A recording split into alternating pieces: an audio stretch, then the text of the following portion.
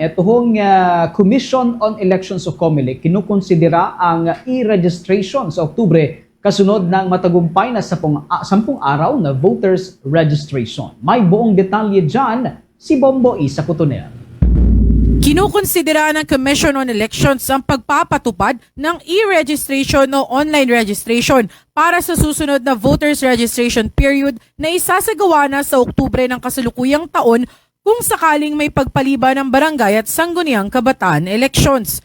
Ayon kay Commission on Elections Chairman George Sherwin Garcia, dati nang may online registration ng poll body, ngunit mas palalakasin at paiigtingin pa ito upang maiwasan na ang siksikan sa mga registration sites. Dagdag pa niya, plano na rin nilang isama rito ang reactivation at pag-transfer ng registration upang hindi na rin mahirapan sa pagpila ang mga botante. Sa ilalim ng sistema, makakakuha ng schedule ang aplikante kung kailan siya pupunta sa local COMELEC office para sa biometrics, litrato at panunumpa. Kapag hindi nakapunta sa nakatakdang schedule, mawawala ng bisa ang aplikasyon at kailangan mag-apply muli sa website na gagawin ng COMELEC. Nilinaw ni Garcia na hihingi muna sila ng approval mula sa Department of Information and Communications Technology o DICT para masiguro ang proteksyon ng data at maiwasan ang hacking o data breach.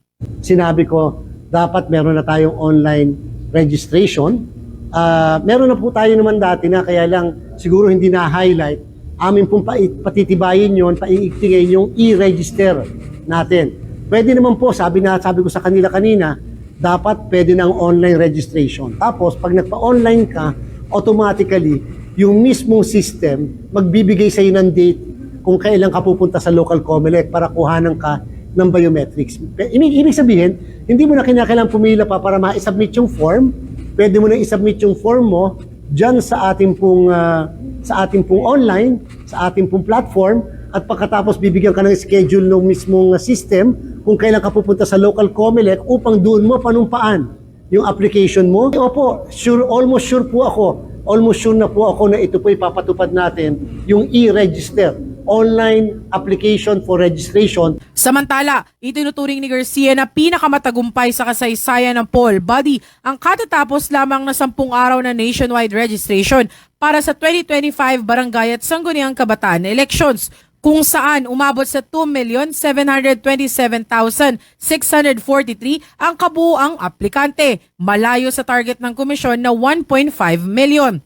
Karamihan sa mga nagparehistro ay kabataan na bumubuo ng 65% hanggang 68% ng kabuuang bilang. Kung may sasabatas ang panukalang pagpapalawig ng termino ng mga opisyal ng barangay at sangguniang kabataan, ililipat ang BSKE mula unang araw ng Disyembre ngayong taon patungong unang Lunes ng Nobyembre ng susunod na taon. At magpapatuloy naman ang voter registration mula Oktubre ng kasalukuyang taon hanggang Hulyo ng susunod na taon. Assessment pa lang po sa katatapos na voters registration.